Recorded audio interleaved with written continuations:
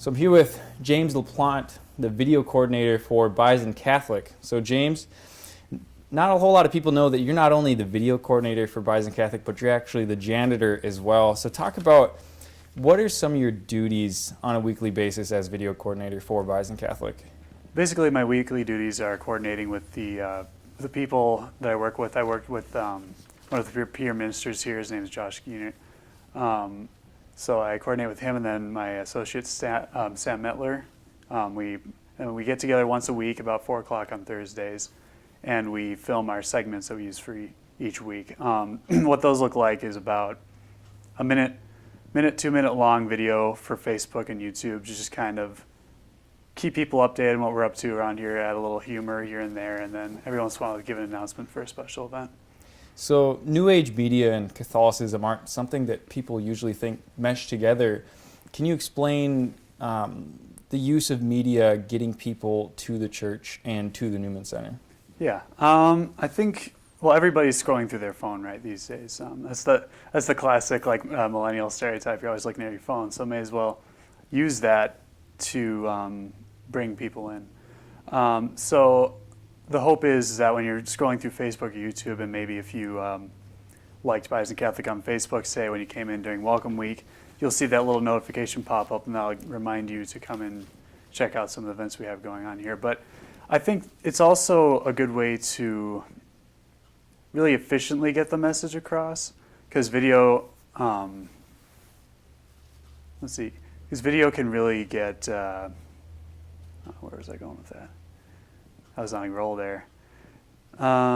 See, if this was a video, then you could just edit yourself. Right, yeah, exactly. Yeah, so basically, the church has always been about using the technology at hand to spread the gospel and the message. So that's part of what I'm trying to do here. Just basically create little snippets that'll hopefully attract people to see the bigger picture behind what we do. And Pope Francis is definitely probably the first pope in the Twitter, Facebook era. Pope even has his own Twitter. So Catholic Church on a whole is definitely getting on board with that. The mission statement here at the St. Paul's Newman Center is serving the NDSU campus as a home away from home for students making the transition into adulthood, preparing them to receive the gift of their vocation and equipping them to live their dynamic Catholic life. How does the Newman Center's media outreach exemplify this statement? One of the ways that our videos help make people feel at home here is that, these are students that you know from around the Newman Center that go here. You might see them in class or something. So it kind of helps build community, help people get to know each other, break the ice a little bit, say, hey, I saw you on this week's video, that was pretty funny. So that's one of the ways we help make people home away from home. But also, it can sort of help bridge the gap. This is something, say, hey, this guy I know made this really funny video, like say if you're on campus or something, you want to watch it with me. And then that can help start conversations with people too, and then maybe bring them here to learn a little bit more about our Bison Catholic mission. So yeah, and forming future leaders, the program here with the Student Advisory Board, how I got involved. I'm a strategic communication major, so I hope to use video media in the future in my career. So I offered to use my gifts and talents in this position and also grow them. So and then I had to take leadership. I had to schedule time out of my week. I had to coordinate with other people. So it really equipped me with the tools I needed to hopefully live a professional life. So as you said, the Newman Center and Bison Catholic Media not only creates funny videos, but also videos that put out information like events coming up or mass times. How can both of these work together to be fruitful? Yeah, both of these can work pretty well to be fruitful in that the funny videos kind of help normalize Catholicism a little bit, because people think, most people have an image in their brain of what we do. It's all austere. People are just praying all the time, not really, having fun. But if you see Catholics that or, you see us having fun and stuff in these videos, it kind of helps normalize it. And for the informational videos as well, it really helps people to know really what all we do here. Because you might hear the announcements on Sunday, but not really know exactly what that means. But with the announcement videos, we kind of demonstrate a little aspect of what that event is going on. Like, for example, this week we're having testimony night. So for a video for that, we might have somebody telling their story as part of that, and then announce the time and the place so that that image in their brain is there. They have both the information and an image to connect with that, and that really helps people remember. So both of those funny and informational video types can really get the message across fruitfully. And I think the gospel can take many forms. You don't always have to hit somebody over the head with Right. the Bible, but you can. There is other Right. ways of Find another going way about into their things. heart.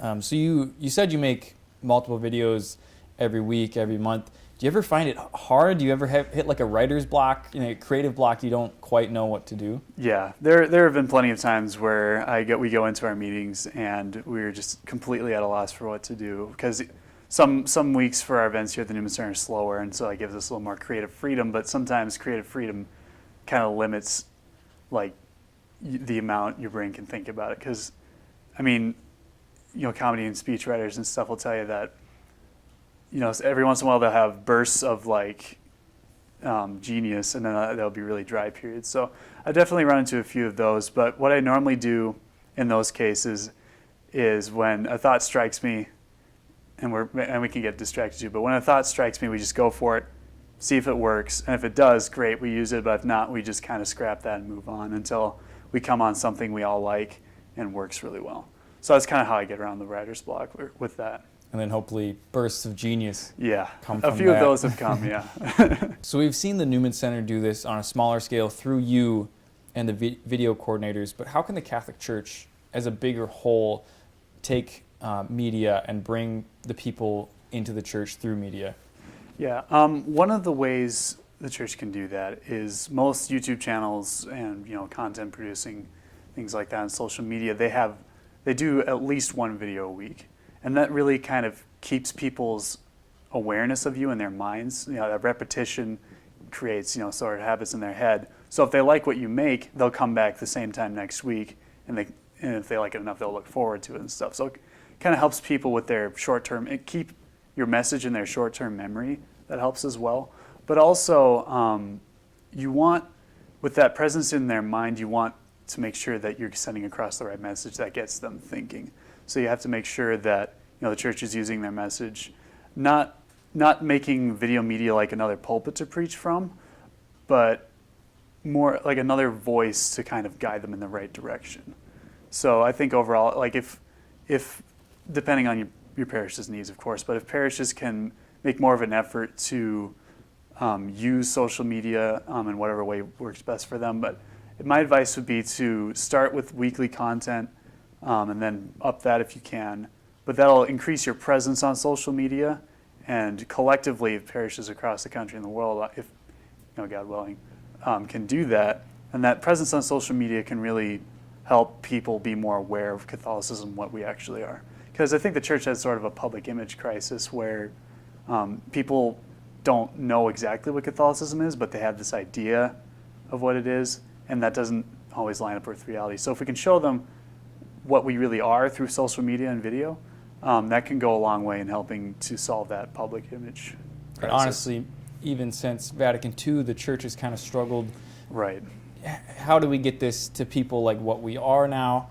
For 1,000 more years, people knew the Catholic Church as, Latin Mass, priest faces away. But now in Vatican II, we're more open to the people. The priests and nuns and clergy are coming out of the churches to the people, and the new media is just another way to do that. Like Exactly. So being more open, showing vloggers are so popular because it's honestly you feel like that person you're watching on the screen because they just kind of share life with you through media. So I think it's a great opportunity for clergy and members of the church to really humanize the church for people. See, these aren't just, he's not just a priest, he's also a man, who lives a normal life. He eats and sleeps and everything like you. But to really create encounters through media that people ordinarily wouldn't be able to get with the clergy because of, their own mental hang-ups and so forth. So that presence, not just on your phone, but you really, when you watch, subscribe to something on YouTube or something like that, you make that a part of your week. So it really helps to kind of bridge that gap and make it more accessible to the average person. So we can talk about, and we have been through this interview, through the media page, how to reach people. But we can talk about all we want and strategies to do that. But in your own words, why should somebody come to the Newman Center? The number one reason I would say is the encounter you have with Christ just as a whole. The two major ways that you can do that are through obviously going to Mass, going to adoration, praying in the chapel, but you also encounter him through his children that come here. I myself, one of the biggest reasons I had for coming to the Newman Center in the first place was I wanted to surround myself with virtuous people who, and I've really come across some of my greatest friends who really were like Christ to me, and that friendship I have with them leads me closer to him and makes us better friends. So honestly, if you want to build good, solid relationships, and who knows, even find a spouse, if that's your goal. But if you want to have great relationships and grow in virtue and faith at the same time, there's no better place to do that in college right now. So that's the number one reason I'd recommend people come to the Newman Center. Well, from meeting your future spouse here at the Newman Center to the Bison Catholic Facebook page to all around the world, Catholicism bringing new media into the new age. We thank James LaPlante for being in this interview tonight. James, thank you for meeting us. Thanks for having me on. Reporting live for Bison Information Network News, I'm Ricky Paulson. Have a good night, everyone.